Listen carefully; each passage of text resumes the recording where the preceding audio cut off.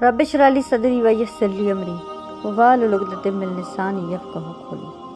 اعوذ باللہ من الشیطان الرجیم، بسم اللہ الرحمن الرحیم۔ السلام علیکم مائی فرینڈس۔ آج میرا جو ٹاپک ہے وہ ہے زکوٰۃ۔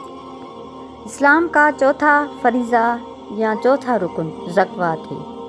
قرآن پاک میں بہت جگہ نماز کے ساتھ زکوٰۃ دینے کی تاکید آئی ہے۔ ہمیں اس بات سے غافل نہیں ہونا چاہیے کہ ہر بالغ، عاقل اور مالدار انسان پر زکوٰۃ دینا فرض ہے۔ اگر لوگ اپنی زکوٰۃ دیتے رہیں تو مسلمانوں میں کوئی غریب نہ رہے۔ ہم نے اپنے اصولوں کو چھوڑ دیا اور ہم دوسروں کی طرف دیکھتے ہیں، حالانکہ یہ سب طریقے اللہ سے دور لے جانے والے ہیں۔ ہم صرف چند آیتیں میں آپ کو زکوٰۃ کے بارے میں بتاتی ہوں کہ قرآن میں اللہ تعالیٰ نے زکوٰۃ کے بارے میں کیا فرمایا ہے۔ سورہ بقرہ، سورہ نمبر 2، پارہ نمبر 1 اور آیت نمبر 43 میں۔ ترجمہ: نماز قائم رکھو اور زکوٰۃ دیتے رہو، یعنی نماز کے بعد زکوٰۃ کا ذکر کیا گیا ہے قرآن میں۔ یعنی اس بات سے ہمیں اندازہ لینا چاہیے کہ زکوٰۃ کتنی اہم ہے ہمارے لیے۔ زکوٰۃ یہاں نبی کریم صلی اللہ علیہ وآلہ وسلم سے دوسری امتوں پر فرض تھی۔ حضرت عیسیٰ علیہ السلام کے بارے میں قرآن مجید میں بیان کیا گیا ہے۔ سورۃ مریم، پارہ نمبر 21۔ ترجمہ: مجھے حکم دیا گیا ہے نماز کا اور زکوٰۃ کا جب تک میں زندہ ہوں۔ لوگ یہ سمجھ کر زکوٰۃ نہیں دیتے کہ پیسے خرچ ہو جائیں گے، حالانکہ اللہ تعالیٰ اس کو بڑھاتے ہیں۔ یہ اللہ کا وعدہ ہے۔ قرآن مجید میں اللہ کا وعدہ اس طرح بیان کیا گیا ہے۔ سورۃ بقرہ، پارہ نمبر 3، آیت نمبر 261 میں۔ ترجمہ: جو لوگ اپنے مال اللہ کی راہ میں خرچ کرتے ہیں، ان کی مثال ایسی ہے جیسے ایک دانہ کی حالت جس میں 7 بالیں اگائی ہوں اور ہر بال میں 100 دانے ہوں، اور اللہ یہ زیادتی جس کو چاہے دیتا ہے، اور اللہ تعالیٰ بڑی وسعت والے اور علم والے ہیں۔ اللہ تعالیٰ نے اس مثال میں ہم کو بتایا ہے کہ جس طرح ایک اناج کا دانہ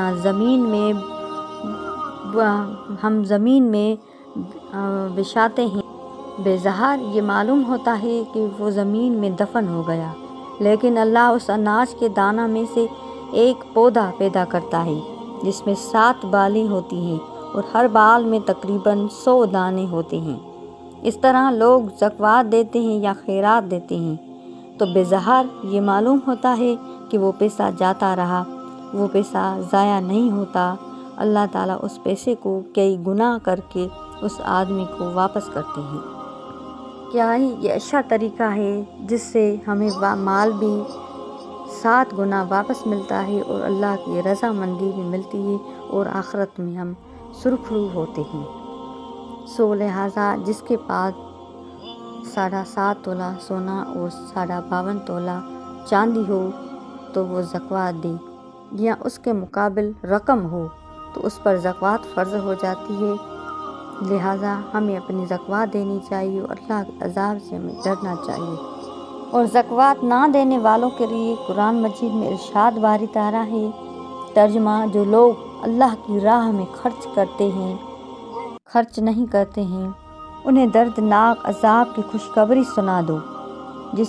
جس دن آتش جہنم میں وہ تپائے جائیں گے اور اس سے ان کی پیشانیاں اور کروڑیں اور پنڈلیاں داغی جائیں گی، اور ان سے کہا جائے گا یہ وہ ہے جو تم نے اپنے نفس کے لیے جمع کیا تھا، تو اب چکھو جمع کرتے تھے۔ ایک اور جگہ قرآن میں ارشاد ہے۔ ترجمہ: جو لوگ بخل کرتے ہیں اس کے ساتھ جو اللہ نے اپنے فضل سے انہیں دیا، وہ یہ گمان نہ کریں کہ یہ ان کے لیے بہتر ہے، بلکہ یہ ان کے لیے برا ہے۔ ان چیز کا قیامت کے دن ان کے گلے میں توق ڈالا جائے گا جس کے ساتھ بخل کیا۔ لہٰذا ہمیں اللہ سے ڈرنا چاہیے اور زکوٰۃ ادا کرنی چاہیے، اور اللہ سے امید رکھنی چاہیے کہ اللہ ہمیں وہ مال 7 گنا یا اس سے زیادہ واپس کرے گا۔